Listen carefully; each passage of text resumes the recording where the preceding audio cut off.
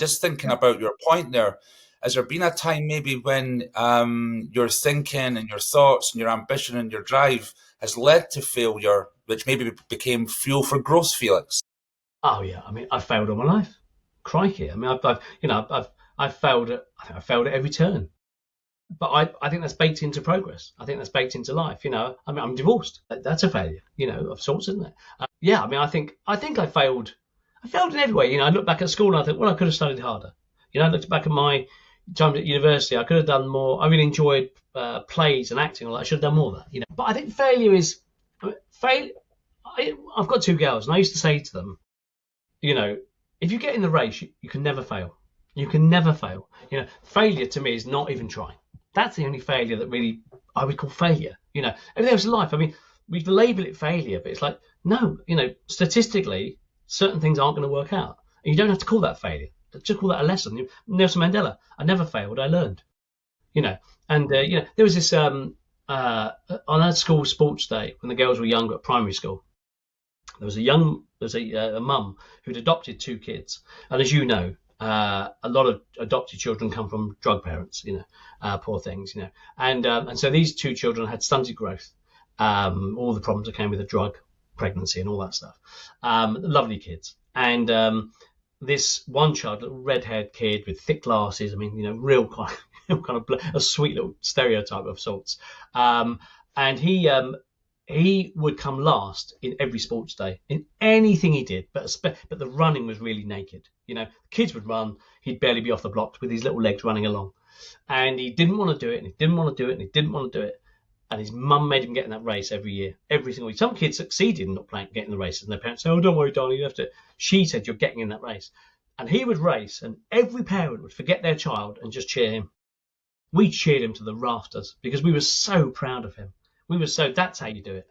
That's how you do it. You're going to lose, but you're still in the race.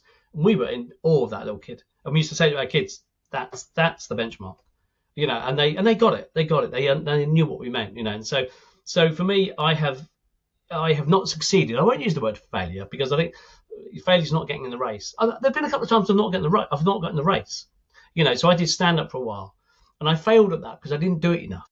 I didn't commit enough, and that was a failure. And that was a lesson learned. It's like, you don't half-ass things. You're going to do it, or don't do it, But I've lost jobs. I've been fired. I've been, and again, my company that I sold, if we'd sold it a month later, it would have been worth £1 because the credit crunch would have wiped it out. And so on the one hand, you can say, oh, you succeeded in selling your company. I think, yeah, but I know that a month later would have been worth £1. So what is that success really? It's luck. It's luck, that I managed to get it in under the wire, So I don't really worry about failure. I think I'm going to do things, when I'm giving a talk, I might try a new line and it doesn't get the sort of response I wanted. Now I could call that failure, or I could call it trying something out, giving something a go, So for me, I think if someone gives something a go, I'm already proud of them.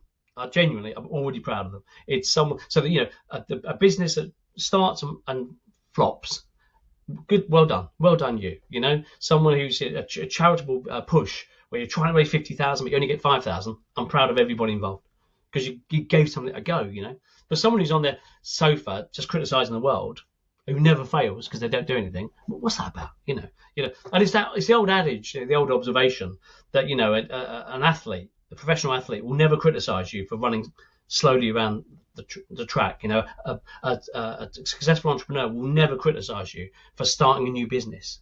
It's that like a novelist will never criticize you for trying to write your first novel. Because they get it, they admire you. You're in the fight, you're in the game, you're in the race. But the world is full of lots of people, and this is crab bucket territory, by the way, who sit there criticizing, sniping. Oh, you're useless, you're no good. You failed, and you go, and what do you do again? What have you done again? Oh, nothing. So none of it bothers me. I think we have to, like I said, I give a talk called Failing Upwards. Failure's okay. I'll make a meal and it'll fail, and I go, okay, don't do that again. And that's, so I'm very phlegmatic about all of it.